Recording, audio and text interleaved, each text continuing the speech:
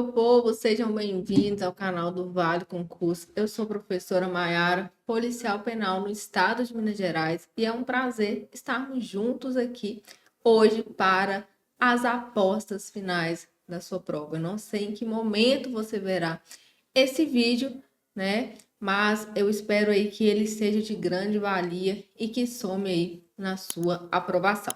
Se você ainda não é inscrito no canal, se inscreva e também ative as notificações para que você seja avisado sempre que novos conteúdos forem aqui disponibilizados. E a gente vai ter apostas finais para a Polícia Penal do Rio de Janeiro, dos outros professores também, tá? Então você não pode, né, perder. Eu tenho certeza que irá ajudá-lo bastante aí na sua prova. Bacana? Hoje as nossas apostas são na matéria de direito administrativo. E eu separei alguns temas aqui que creio, né, que a COSEAC, que é a banca organizadora aí do seu certame, possa cobrar no dia da sua prova.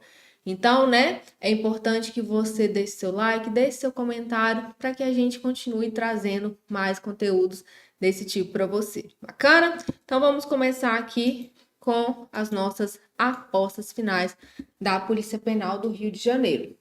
Esse aqui é o conteúdo programático do nosso edital de direito administrativo. Então, nós vamos ter seis questões que iremos gabaritar. Eu ouvi um amém aí? Então, olha só, é um edital bastante, né, completo. A gente tem muitos temas aqui. Então, a gente entra na parte de conceitos, fontes, princípios, tá? Organização ali da administração pública, né? Administração pública direta, indireta, centralização, concentração. Temos também a parte dos poderes, os atos administrativos, né? Controle da administração, responsabilidade civil do Estado. Tem, assim, bastante coisa mesmo, tá? E aí a gente vai fazer aqui as nossas apostas de acordo com a análise aí da banca COSEAC em relação, né, aos últimos concursos que foram por ela realizados e que cobraram a matéria de direito administrativo, o que ela demonstra gostar mais em relação aos temas de direito administrativo.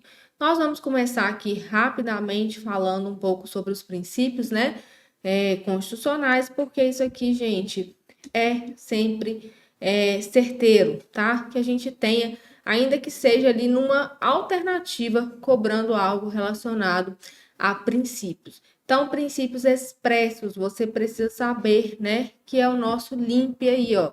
Legalidade, impessoalidade, moralidade, publicidade e eficiência.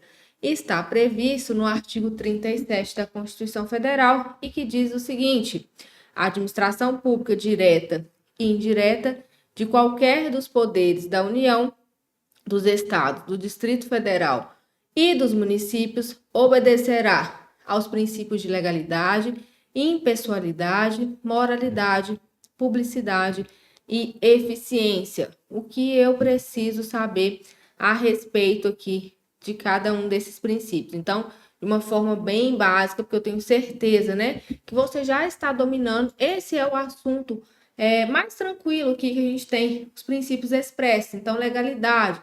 Gente, a administração só vai atuar quando a lei, né, prevê ou ela determinar. Tirando isso, a administração pública ela não age, tá? Se não tem lei para fundamentar a atuação, a administração fica inerte.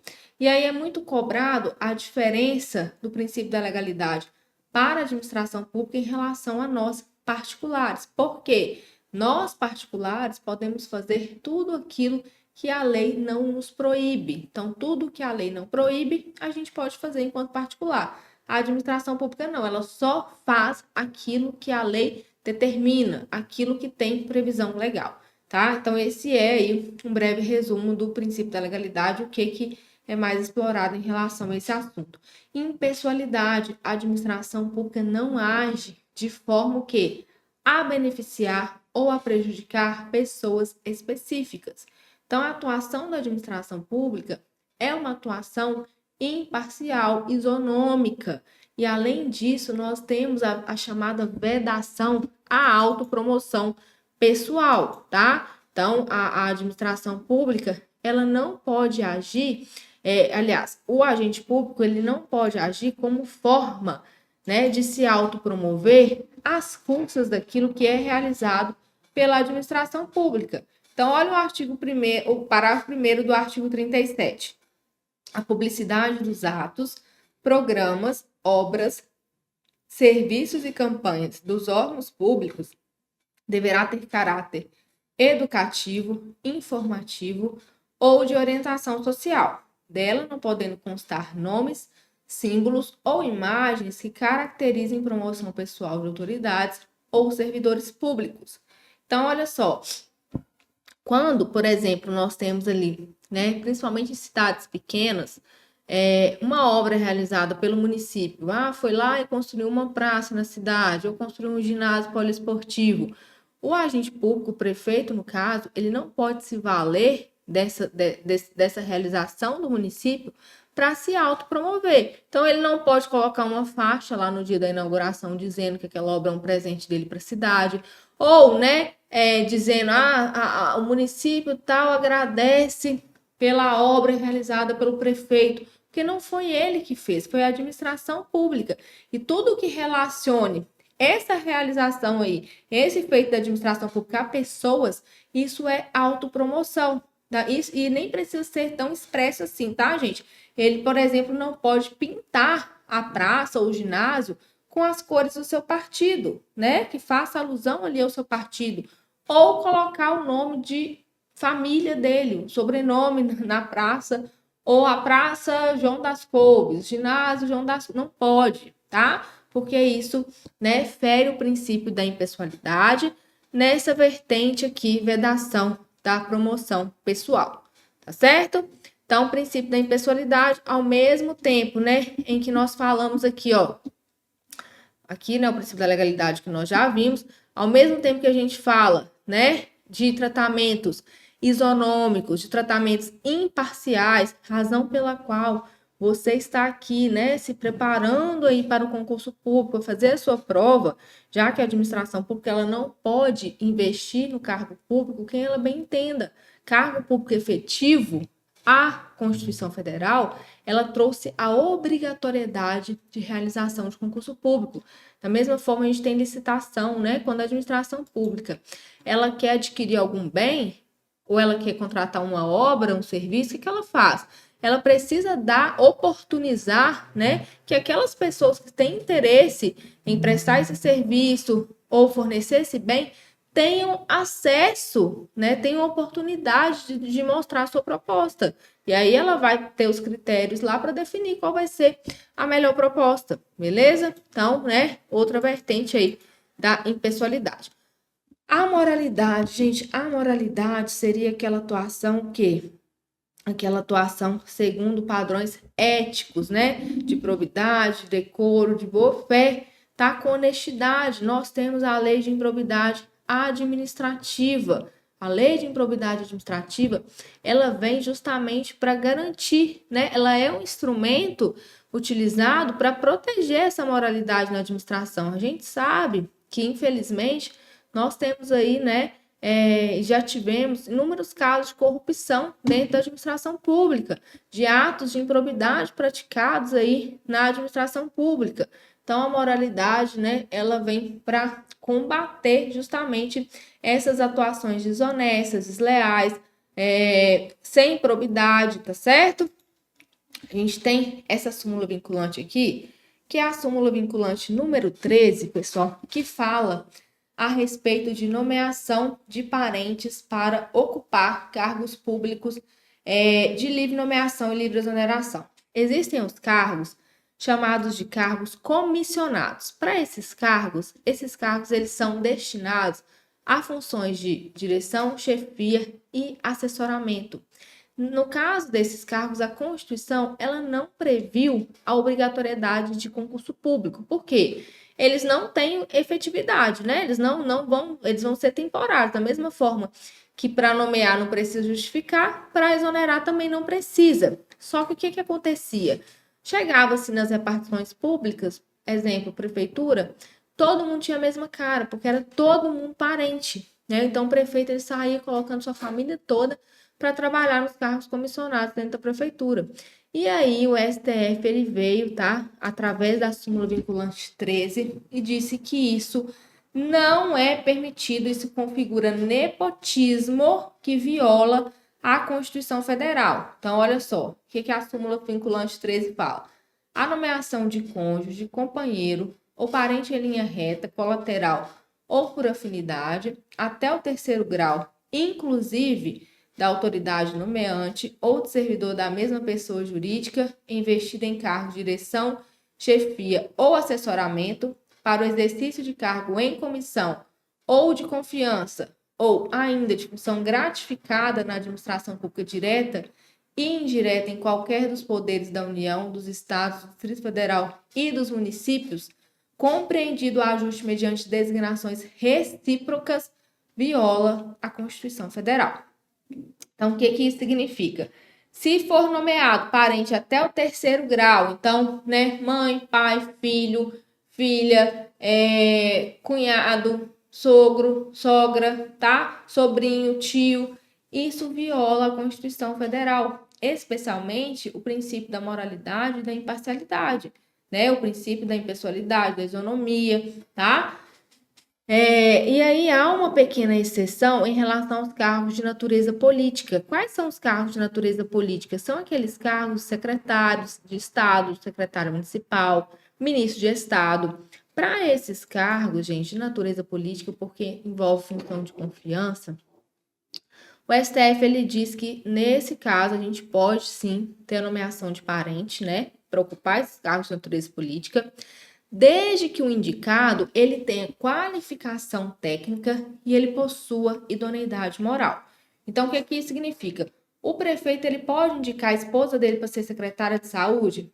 Sim, mas ela precisa ter qualificação técnica na área e ela precisa ter idoneidade moral. Recentemente, o prefeito de uma cidade em São Paulo, ele fez isso, ele indicou, né, a noiva para ser secretária de saúde.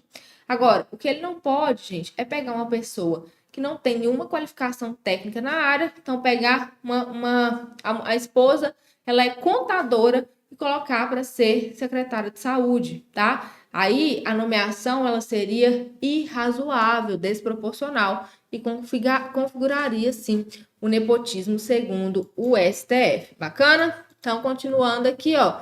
A gente precisa destacar que até 2021 o nepotismo ele era vedado somente com base em princípios da moralidade e da impessoalidade. Nós não tínhamos nenhum diploma normativo que trouxesse de forma expressa a vedação ao nepotismo. Só que em 2021 nós tivemos a reforma na Lei de Improbidade Administrativa promovida, né, pela Lei 14.230. E o nepotismo ele passou a ser expressamente considerado um ato de improbidade administrativa que viola princípio da administração pública, tá certo? O outro princípio, né, expresso que nós temos é o princípio da publicidade, tá? Então, o princípio da publicidade é o seguinte, em regra, né, os atos praticados pela administração pública, eles serão dotados de publicidade. Por que eu digo em regra? Né? Porque nós podemos ter, sim, restrição a essa publicidade em alguns casos que a própria Constituição Federal permitiu, por exemplo, quando houver questões relacionadas à segurança do Estado ou interesse da sociedade, tá? Então, a publicidade, ela vai se manifestar das seguintes formas. A gente vai ter ali o direito, né, de petição junto aos órgãos públicos, para defesa de direitos ou contra, né, ilegalidade ou abuso de poder, o direito de obtenção de certidões em repartição pública. Então, você, durante a sua fase aí de investigação social, você terá que apresentar, né, algumas certidões negativas. É o seu direito obtê-las perante a administração pública, com base no princípio da publicidade. Divulgação, né, de ofício pela administração pública, através aí da imprensa oficial, né, em jornais impressos ou pela internet. Por quê? Gente, a publicidade, ela vai proporcionar o controle dos atos feitos pela administração pública. É ela que vai permitir que esse controle seja realizado, é ela quem vai permitir que a gente consiga verificar se o ato ele está de acordo com a lei ou não, tá certo? Outra coisa relacionada à publicidade que é importante é em relação aos portais da transparência. Os portais da transparência, nós temos ali a publicação dos vencimentos dos servidores e os respectivos nomes. Então, se você quer saber, né, você conhece alguém que é servidor público, você quer saber quanto aquela pessoa ela recebe ali de remuneração, você consegue ter acesso a essa informação através do órgão ali, né, do portal da transparência do órgão a qual ali ela está ligada, ao qual ela está ligada, e ter acesso à remuneração. Isso foi questionado no STF, as pessoas, né, não ficaram muito satisfeitas, dizendo que isso violaria a intimidade, mas o STF falou que nesse caso prevaleceria, sim, o princípio da publicidade. A eficiência. Gente, o princípio da eficiência, ele não nasce em 88, quando a Constituição é promulgada. Ele surge 10 anos depois, através da emenda 19 de 98. E o que o princípio da eficiência, ele busca? Uma atuação, né, com maior rendimento funcional, tá? Uma atuação ali em que há, né, uma melhor relação de custo-benefício. E uma coisa muito importante, o que se buscou com o princípio da eficiência é que a gente deixasse de lado aquela administração pública burocrática para uma administração pública mais gerencial, né? Então, todo mundo tem aquela ideia, ainda hoje, assim, de pensar, tem que resolver qualquer coisa que envolva administração pública, já pensa na canseira, já pensa na burocracia, tá? Então, o princípio da eficiência, ele surge justamente para combater essa burocracia excessiva dentro da administração pública. E aí nós tivemos algumas consequências em razão disso. Primeiro que, né, para conseguir aí a estabilidade no cargo público, é necessário que haja o quê? Uma aprovação na avaliação especial de desempenho.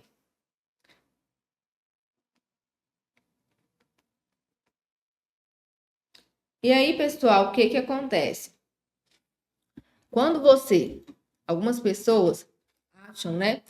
As pessoas acham assim, que vão passar no concurso público e que automaticamente não perdem mais o cargo público, né? Que estão estáveis e oba-oba. Não é bem assim. O que acontece? Você, né, vai ser aprovado aí na Polícia Penal do Rio de Janeiro, vai entrar em exercício. No momento em que você entra em exercício, inicia-se o chamado estágio probatório. Esse estágio probatório tem um período de 3 anos, tá? E aí, para aquisição de estabilidade, é necessário que cumpra esse período de 3 anos e, somado a isso, que tenha aprovação na avaliação especial de desempenho.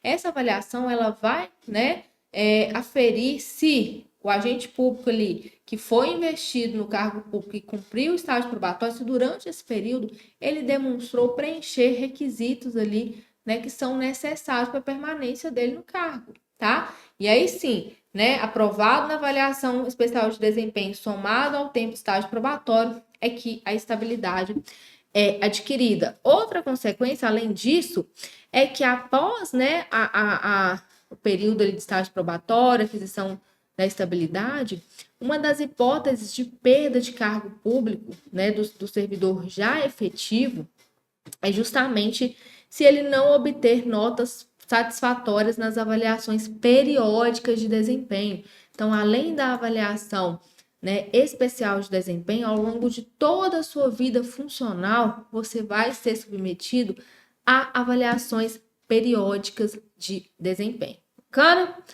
Então, né, instrumentos aí para garantir a eficiência. E aí a gente sai dos princípios expressos. Os expressos são apenas OLIMP, né? Apenas aqueles que estão no artigo 37 da Constituição, e passamos a falar um pouquinho dos implícitos, ou também chamados de reconhecidos, tá? Eles são tão importantes quanto os expressos, não tem, tá? Essa diferença, assim, que um é mais importante que o outro, não. Inclusive, esse princípio da supremacia do interesse público com o princípio da indisponibilidade do interesse público, eles são chamados de pedras de toque, né? Eles vão fundamentar todo o arcabouço ali do regime jurídico administrativo em relação aos princípios.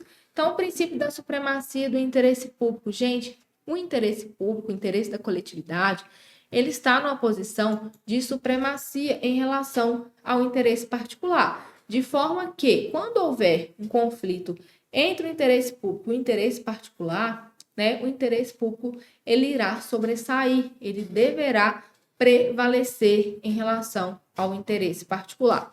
E, por outro lado, nós temos o princípio da indisponibilidade do interesse público. Isso aqui vai configurar uma sujeição da administração pública, né? Uma limitação à administração pública, por quê? Para impedir que haja atuação aí de forma a lesar o interesse público. E aí a gente tem mais uma vez, né?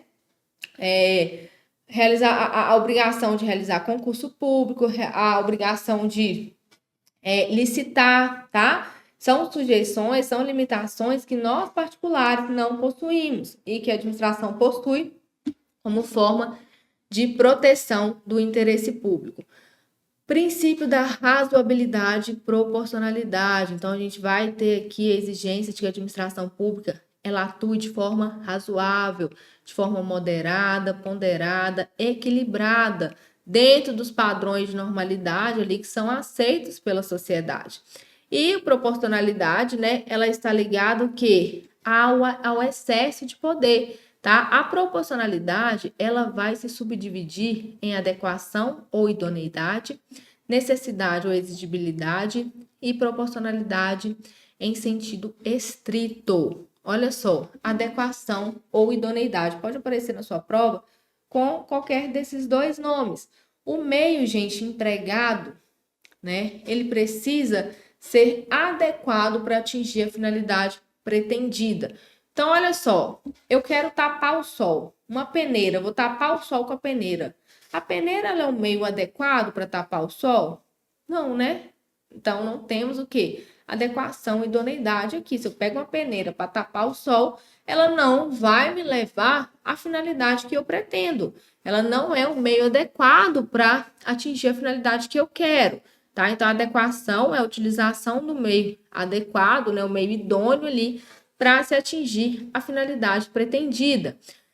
A necessidade ou exigibilidade significa que o meio que está sendo adotado, né, dentre os meios adequados para atingir a finalidade que eu quero, o meio que eu estou adotando, que eu estou escolhendo, é o meio menos gravoso. Então, olha só, suponhamos que temos uma fábrica. Essa fábrica, ela tem 2.000 funcionários. E essa fábrica, ela está emitindo poluentes acima ali do que as normas ambientais permitem, tá? E aí, né, ao invés da administração determinar a instalação de um filtro que já resolveria o problema, ela vai interditar a fábrica que possui 2.000 funcionários. Isso, né, essa interdição ela não é muito mais gravosa do que determinar a instalação de filtros que resolveria o problema, tá? Então, a gente tem, né, dentre os meios adequados, nós temos que adotar o meio menos gravoso. Então, isso seria a necessidade ou exigibilidade. E, por fim, a proporcionalidade em sentido estrito. Aqui, nós vamos ter uma ponderação entre o ônus imposto e o benefício trazido. Então, aqui nós vamos avaliar a relação custo-benefício, tá? Então, olha só, por exemplo, né, que eu coloquei aqui em relação à punição disciplinar aos servidores, porque as infrações disciplinares leves não podem atrair aí uma imposição de sanção de demissão, porque a demissão seria, né, para infrações mais graves. Caso a gente tivesse demissão para infração leve, isso seria desproporcional. Então, a desproporcionalidade em sentido estrito, ela vem proibir tanto o excesso quanto a proteção deficiente. O próximo princípio implícito que nós temos aqui é o princípio da tutela ou controle. Aqui, pessoal, nós temos, tá, a relação que existe entre a administração pública direta e a indireta. Não existe subordinação entre elas. A administração pública direta não é superior a administração pública indireta. O que existe entre elas é uma vinculação, né? A administração pública direta, o que ela faz? Ela faz um controle, uma tutela sobre a administração indireta para verificar se a administração pública indireta está cumprindo os requisitos, as finalidades que possibilitaram e fundamentaram a sua criação. Não existe hierarquia entre elas.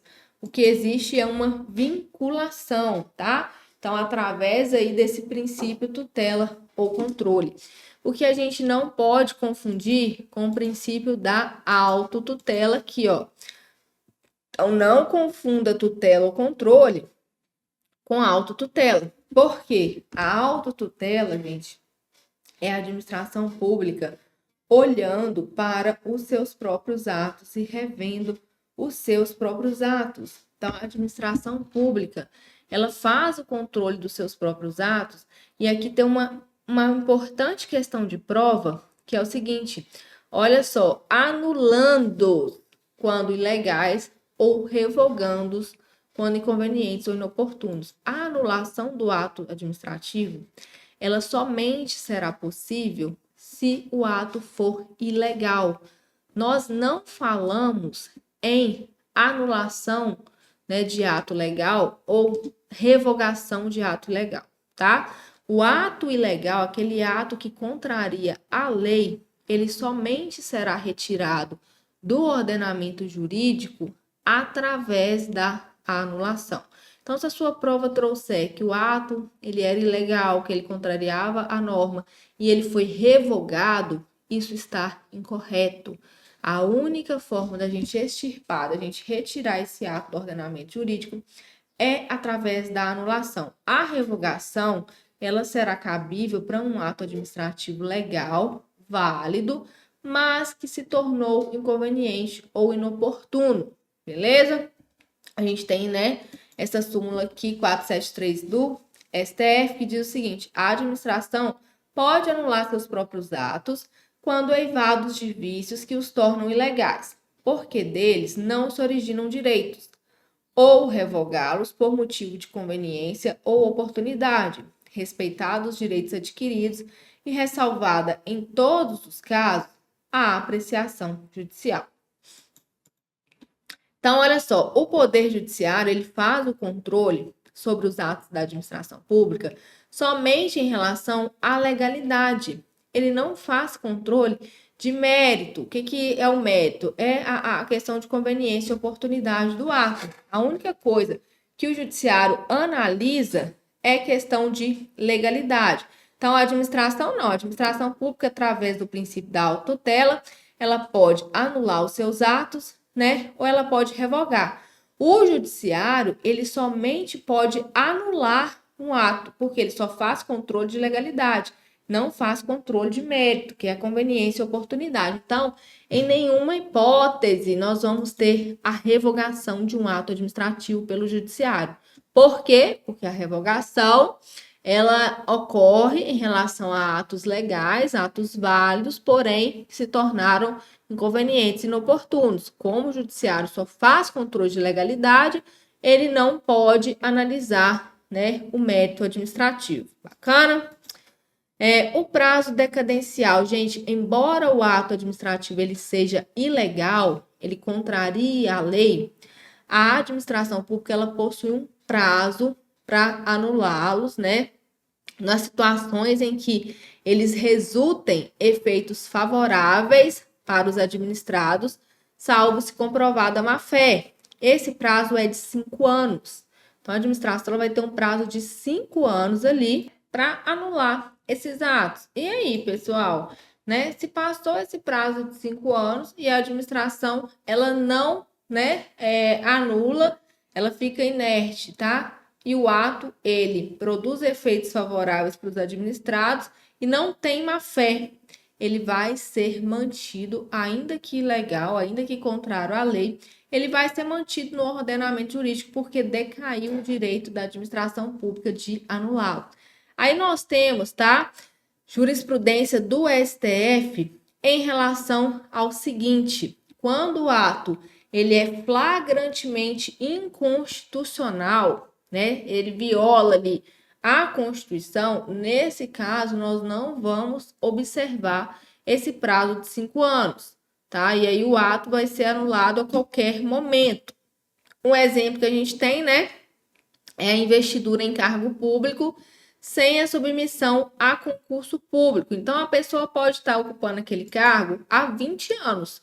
Se ela ocupa um cargo que não foi feito concurso público e ela está anulando, está ocupando um cargo efetivo sem que ela tenha sido previamente aprovada em concurso público, pode decorrer ali o prazo que for, tá? Que o ato ele pode ser anulado a qualquer momento, porque ele é flagrantemente inconstitucional. Bacana? Então, lembrar aí, né, desse prazo decadencial e lembrar dessa exceção.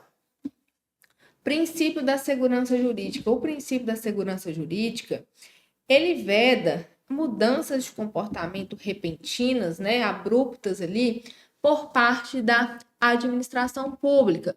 Então, se a administração pública ela age de determinada maneira por um determinado período, presume-se, né, que ela vai continuar agindo daquela forma. Então, ela não pode chegar e falar, olha, a partir de hoje eu mudei, tá? Amanhã eu já vou agir, se eu estava agindo da forma A, a partir de amanhã eu ajo da forma B. Não, tá? Por isso que nós temos que ter períodos de transição, não que ela não possa mudar, ela pode. Só que por razões de segurança jurídica, é preciso que haja uma transição.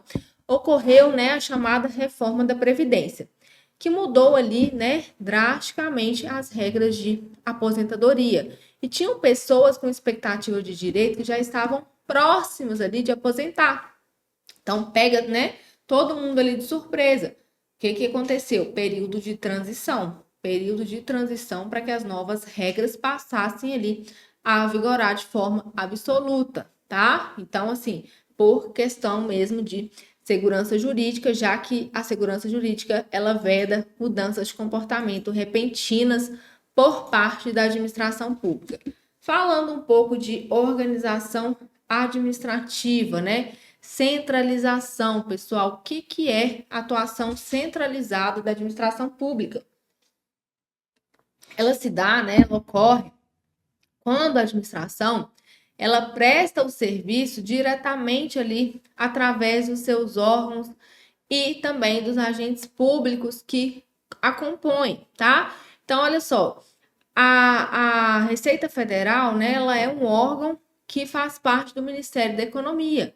E o Ministério da Economia, ele faz parte da União. Então, tá tudo dentro da mesma pessoa jurídica, né? A União prestando esse serviço, exercendo essa atividade administrativa de forma centralizada. A descentralização, ela pressupõe duas pessoas jurídicas distintas, né? E é através da descentralização que a administração pública indireta surge. Então, a administração pública direta, ela é composta ali pelos entes políticos, né? União, o Estado, o Distrito Federal e os municípios. Quando esse ente político ele se descentraliza, ele cria uma entidade, uma das entidades da administração pública indireta. A gente já vai ver quais são elas, né? Mas eu adianto que são as autarquias, as empresas públicas, as sociedades de economia mista e as fundações, tá? Então, a descentralização, ela vai ocorrer de uma pessoa jurídica para outra, diferente do que ocorre na centralização. Fica tudo dentro da mesma pessoa jurídica, como ocorreu aqui, ó, né? Tá tudo dentro da União, tá? A descentralização não. A gente tem duas pessoas jurídicas distintas. E aí, pessoal, cuidado para não confundir descentralização com desconcentração. Por quê? A desconcentração, ela também ocorre dentro da mesma pessoa jurídica. Só que a desconcentração, ela é uma técnica de divisão interna de competências. Através da desconcentração é que nós teremos o surgimento dos órgãos públicos. Então, os órgãos públicos, eles surgem com a desconcentração, tá? Então aí, né, como é muito cobrada essa diferença na prova, eu coloquei para vocês aqui, ó, A descentralização, ela vai pressupor a existência de, no mínimo, duas pessoas jurídicas distintas. Uma que transfere a competência e a outra que recebe. Não tem relação de hierarquia entre elas. Lembra que a gente falou aqui sobre o princípio do controle ou da tutela? Que entre a administração pública direta e indireta não existe hierarquia, mas sim vinculação? Então, porque ela é fruto da descentralização. Então, na descentralização, nós não temos hierarquia entre as pessoas jurídicas. Na desconcentração, que é uma divisão interna de competência, ou seja, vai ocorrer dentro da mesma pessoa jurídica, existe relação hierárquica. E aqui nós vamos ter a criação de órgãos públicos. Bacana? Então, aqui, a desconcentração cria órgãos públicos dentro de uma mesma pessoa jurídica, com subordinação e hierarquia, tá? E pode ocorrer tanto na administração pública direta quanto na indireta. A descentralização cria entidades, as pessoas jurídicas da administração pública indireta são chamadas de entidades, tá? São pessoas jurídicas distintas, não tem hierarquia entre elas. Falando um pouco sobre os órgãos públicos, o que são os órgãos públicos? A gente viu que eles surgem através da técnica da desconcentração, que é uma divisão interna de competências. Então, os órgãos públicos, eles são centros de competência sem personalidade jurídica própria e que vão atuar por meio dos agentes públicos que estão neles lotados, em nome da entidade que integram. Olha só, você vai ser policial penal do Rio de Janeiro, certo? Você vai estar vinculado, você vai fazer parte ali do órgão Polícia Penal do Rio de Janeiro. A Polícia Penal do Rio de Janeiro é um órgão do Estado do Rio de Janeiro. Então, o Estado do Rio, ele se desconcentrou e criou o órgão Polícia Penal, tá? E aí, o órgão Polícia Penal, ele é composto por os agentes públicos policiais penais, do qual você fará parte. Então, esse é, o conceito aí de órgão público, são centros de competência dentro de uma mesma pessoa jurídica. Nós temos, pessoal, teorias que tentam explicar a relação dos agentes públicos com os órgãos, com o Estado, com os órgãos que eles fazem parte. Então, olha só, nós tivemos a primeira teoria, que é a teoria do mandato. Para essa teoria, o agente público ele receberia uma procuração do Estado. O mandato, lá no direito civil, ela tem inspiração no direito civil, é aquela procuração. Quem aí já precisou fazer uma procuração para que alguém agisse em seu nome? A procuração para alienar, para comprar algum bem, para exercer qualquer ato da vida civil. Então, pegaram essa teoria e equipararam, a teoria lá do direito civil da procuração. Então, para essa teoria, o agente público, ele receberia uma procuração do Estado para poder agir em seu nome. Só que ela foi criticada por quê? Porque lá no direito civil, a responsabilidade, pelos danos causados, ela é do mandatário, ela é de quem recebe a procuração ali, caso haja excesso.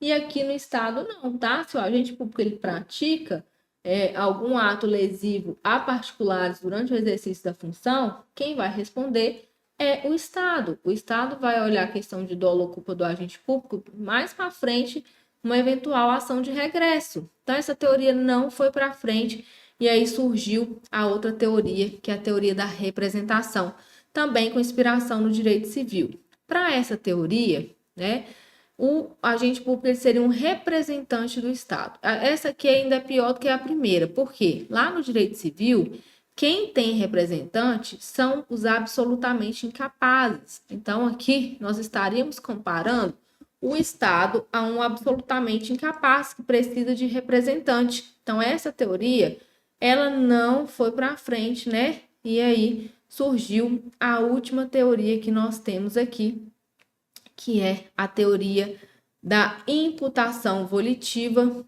ou teoria do órgão ou teoria de Otto Gierke, tá?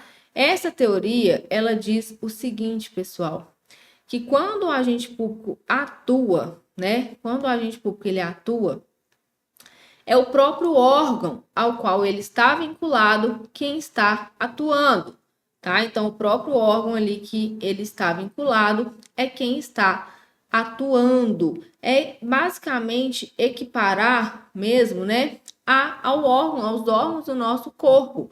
Então, por exemplo, quando eu, né, dou um tapa em alguém, eu não falo assim, olha, resolve com a minha mão, porque não fui eu, foi minha mão. Foi minha mão que te deu um tapa, não fui eu. Não, quando a minha mão ela dá um tapa em alguém, essa atuação é imputada a quem? A mim, tá? Então, da mesma forma, a teoria do órgão, ela faz essa comparação aos órgãos do corpo humano, por isso que ela é chamada de teoria da imputação volitiva, teoria do órgão, teoria de Otto Gerke. O Otto Gerke, ele é quem criou, né, a teoria, tá? Ele foi quem criou a teoria. E aí, pessoal, compara basicamente, né, a essa questão, né? Quando o agente público ele atua, essa atuação, quando ele atua no exercício da sua função, essa atuação não é imputada a ele, mas sim imputada ao agente, ao órgão ao qual ele faz parte. Então, essa atuação ela é imputada ali, né, ao órgão que ele faz parte. Então, você vai estar lá, né, trabalhando como policial penal do Estado do Espírito Santo. Quando você atuar, né, e se você, porventura, causar dano a um particular, a um terceiro, essa atuação, ela não vai ser imputada a você, de forma que aquele que sofreu o ato lesivo, ele não vai, né? Ele não vai acionar você judicialmente, mas sim quem? Ao Estado do Rio de Janeiro, porque o órgão ele não tem personalidade jurídica, tá?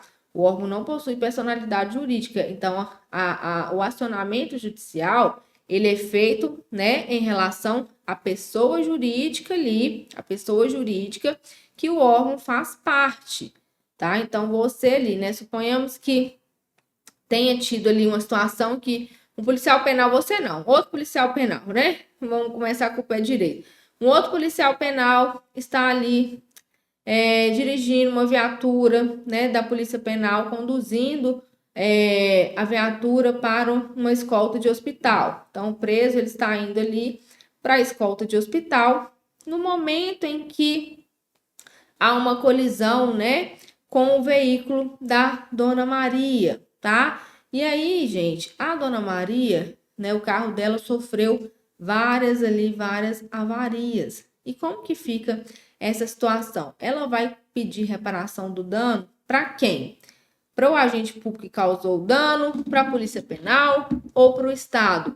Né? Como o órgão ele não tem personalidade jurídica, porque ele é uma distribuição interna de competências, ela não vai acionar o agente público porque ele estava agindo no exercício da função. Ela vai acionar o Estado do Rio. Ela vai pedir reparação do dano contra o Estado, tá? Porque quando o agente público atuou, essa atuação ela é imputada ao próprio Estado. Bacana? Isso, né? Quando essa atuação ocorre no exercício da função ou em razão dela. Em relação à classificação dos órgãos, quanto à posição estatal, de posição de hierarquia, existe hierarquia entre os órgãos, tá?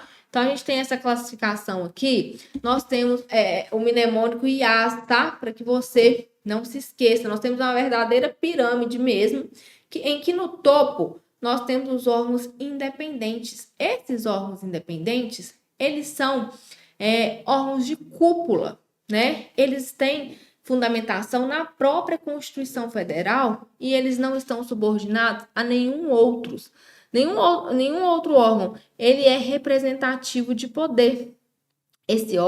O órgão independente, ele representa os poderes.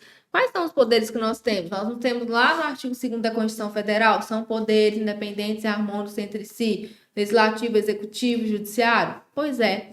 Os órgãos independentes, eles são representativos desses poderes. Então, a gente tem ali a Câmara dos Deputados, Senado, Congresso, temos a Presidência da República, o STF, no âmbito, né, federal.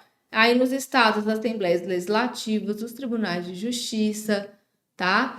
A governadoria, a Câmara de Vereadores, a prefeitura, né?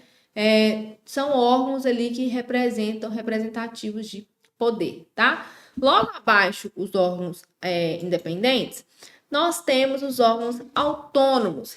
Esses órgãos, pessoal, eles não têm, né? Eles têm hierarquia, eles são subordinados aos independentes, mas eles possuem uma ampla autonomia. Eles têm uma grande autonomia financeira, administrativa e técnica. Eles são órgãos ligados a questões de planejamento, supervisão e controle.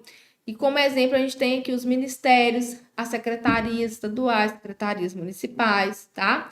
Os superiores, eles não terão autonomia, mas eles terão um amplo poder de direção, eles têm poder de controle, de decisão e de comando, mas não têm autonomia, tá? Exemplos, gabinetes, departamentos e diretorias. Os subalternos são aqueles órgãos de mera execução, né? Como exemplo, a gente tem os almoxarifados, temos ali as portarias, as sessões de expediente. Então, aqui nós temos, né, um panorama aí da administração pública direta. Ela vai atuar de forma centralizada, ela é composta pelas pessoas políticas União, Estado, Distrito Federal e município, né? E aí a gente tem aqui, né, os poderes executivo, legislativo e judiciário. Então, dentro do executivo, nós temos a presidência, os ministérios, no legislativo nós temos Congresso, Câmara, o Senado Federal, no Judiciário a gente tem STF, STJ, os tribunais superiores. A administração indireta, ela é fruto de uma descentralização. Lembrando mais uma vez, não confunda descentralização com desconcentração, né? Descentralização faz surgir uma nova pessoa jurídica, desconcentração, divisão interna de competências. Então aqui, né, a gente vai ter o quê? Autarquias, fundações públicas, empresas públicas e sociedades de economia mista. Isso está retratado no artigo 37 da Constituição. Olha só o que diz o 37. Somente por lei específica poderá ser criada autarquia e autorizada a instituição de empresa pública, de sociedade de economia mista e de fundação, cabendo à lei complementar, neste último caso, definir as áreas de sua atuação. Aqui nós já temos uma questão importante de prova. Presta atenção, ó. A lei, gente, ela autoriza, aliás, a lei ela cria a autarquia, tá? E ela autoriza a criação da empresa pública, da sociedade de economia mista e da fundação. E no caso da fundação, nós ainda teremos a necessidade de uma lei complementar. Para quê? Essa lei complementar vai definir as áreas de sua atuação. Então, questão de prova. A lei cria a autarquia. Então, quando nasce a lei ali, a autarquia já está criada. Mas, em relação à empresa pública, sociedade de economia mista e fundação pública, a lei ela vai o quê? Autorizar a criação dessas demais entidades. E em relação à fundação, nós ainda temos uma outra ressalva de que uma lei complementar é quem vai definir em qual área essa fundação vai atuar, porque ela pode atuar na área social, área de pesquisa, de inovação, cultural, tá? Então, tem ali a abrangência das áreas de atuação da fundação. Para definir qual será essa área, nós vamos depender aí, né, de uma lei complementar. Agora vamos falar um pouquinho a respeito de cada uma delas, tá? Então, vamos ver aí quais são as diferenças aí entre elas. Ó, a autarquia, gente, é uma pessoa jurídica de direito público. Ela é regida pelas normas de direito público, assim como os entes políticos. E ela é criada, atenção a essa expressão, para exercer atividades típicas de Estado. Então, falou em atividade típica de Estado, nós estamos falando de autarquia, tá? E ela é criada por lei, é a única que é criada por lei, porque as outras são autorizadas a criação. Os exemplos, né, que todo mundo conhece de autarquia, INSS e Banco Central, são autarquias. Empresas públicas. Gente, a empresa pública, só atenção aqui, ela é uma pessoa jurídica de direito privado. Não confundir, né? Às vezes o nome empresa pública, o pública aí no nome, dá a entender que seria uma pessoa jurídica de direito público.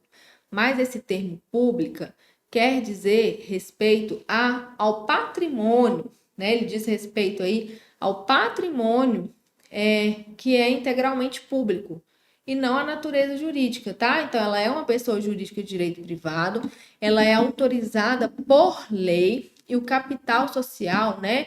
O patrimônio dela é exclusivamente público, ele está todo nas mãos do poder público. Os exemplos mais comuns que a gente tem, Correios e Caixa Econômica Federal. A sociedade de economia mista é uma pessoa jurídica de direito privado também. Ela também é autorizada por lei, só que aqui a diferença dela para a empresa pública é que o capital social dela é majoritariamente público, não é exclusivamente igual na empresa pública. Ou seja, o maior número de ações votantes nas mãos do poder público.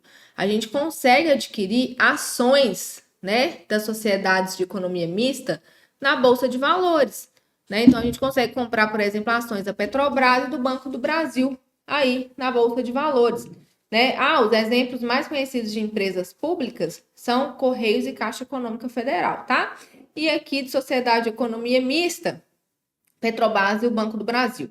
E outra diferença da sociedade de economia mista para a empresa pública é que, enquanto a empresa pública pode ter qualquer forma societária, a sociedade de economia mista ela somente poderá ser uma sociedade anônima, somente poderá ser uma SA, beleza?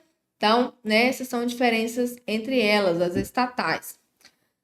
A fundação pública, gente, ela pode ter personalidade jurídica de direito público ou de direito privado. Vai depender da lei que autorizar a sua criação, né? E da lei complementar que vai definir a área de sua atuação, qual vai ser a personalidade jurídica dela.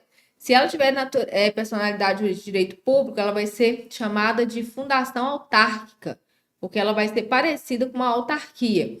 E se ela tiver natureza jurídica de direito privado, vai ser aplicada a ela as normas lá do direito civil, tá certo? Então, ela é autorizada por lei e uma lei complementar define as áreas de sua atuação. Quais são as fundações aí mais conhecidas, né? IBGE e FUNAI.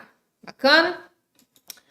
Então, aqui falando um pouco sobre atos administrativos. Os atos administrativos são a forma, né, pela qual a administração pública se vale para manifestar a sua vontade. Então, como que a administração pública, através ali dos seus agentes públicos, manifesta a vontade? Através dos atos administrativos.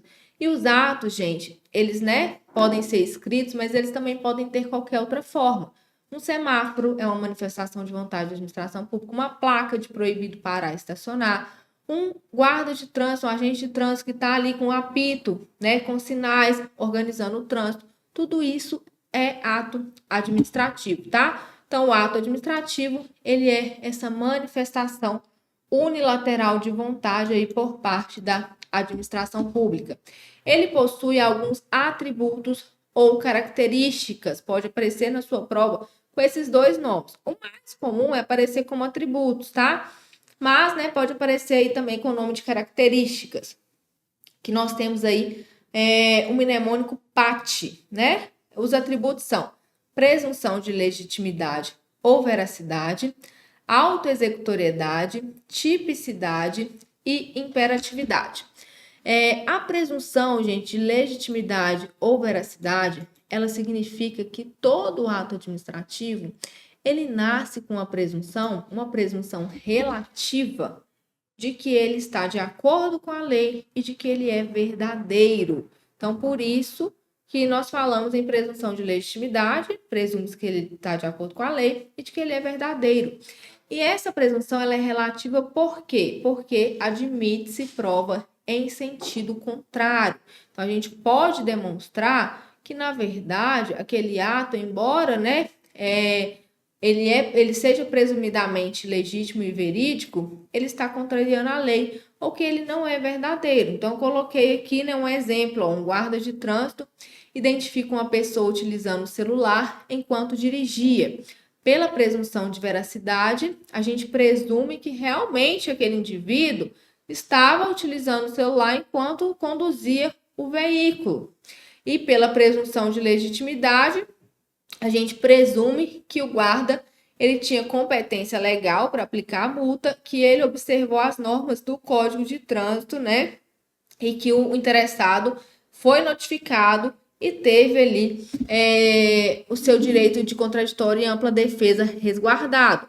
Só que a gente pode conseguir demonstrar o contrário, né? Demonstrar, por exemplo, que uma multa que foi feita para um veículo que estava estacionado de forma irregular, que estava parado no local onde era proibido parar, na verdade, aquele veículo, né? A notificação chegou até o proprietário que observou que as características do veículo não eram as características do veículo dele, ou seja, aquele veículo estacionado estava com a placa clonada e demonstrar, né, que aquele ato não era verdadeiro, tá? Então, essa presunção ela admite prova em sentido contrário.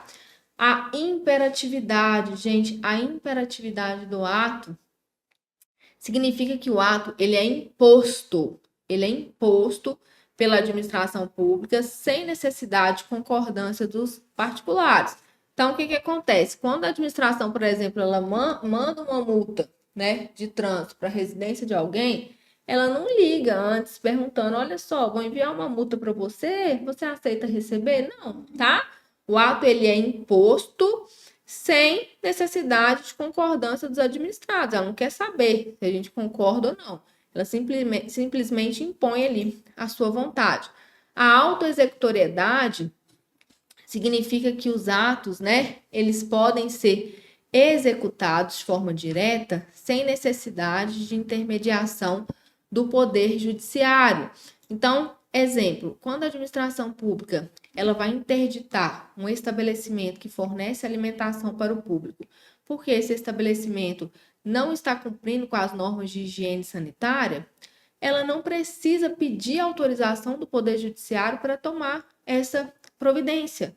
Ela vai lá e interdita, por quê? Porque o ato ele é auto-executório. E temos a tipicidade. A tipicidade significa que todo ato administrativo ele deve corresponder a uma figura que foi previamente definida em lei, né? O ato precisa estar previsto em lei. Em relação aos elementos ou requisitos do ato administrativo, nós temos o chamado COFINFORMOB, gente, mnemônico aí também, né? Eu só chamo a atenção de vocês em relação ao, né? Ao motivo, tomar cuidado para que a banca não substitua por motivação, que tornaria a alternativa incorreta. Isso tem acontecido, né? A banca ciente de que os concurseiros eles se valem desse mnemônico, substitui como forma de pegadinha. Então, vamos falar um pouquinho aqui desses elementos ou requisitos, pode aparecer na sua prova com os dois nomes. A competência, gente, é o agente que é competente para praticar o ato. A competência, ela é definida e ela é delimitada pela lei, né? Quem é o agente competente para praticar determinado ato, tá certo?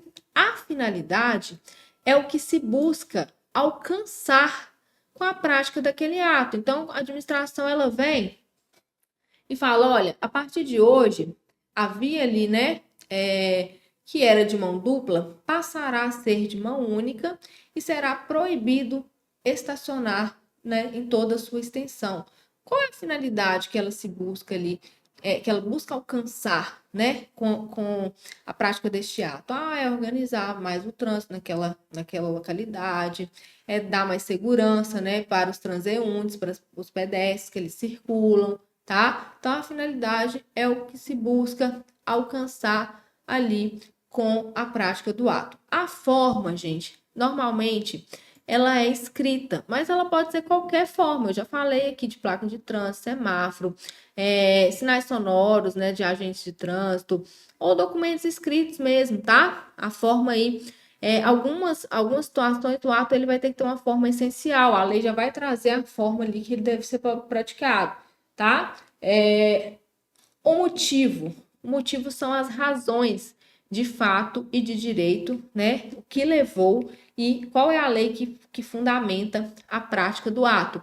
Como eu disse, o motivo ele não se confunde com a motivação. A motivação, ela é a exteriorização do motivo. Então, cuidado para você não confundir isso na hora da prova, a banca substituir o motivo ali por motivação, que vai tornar sua alternativa incorreta. Então, atenção em relação a isso.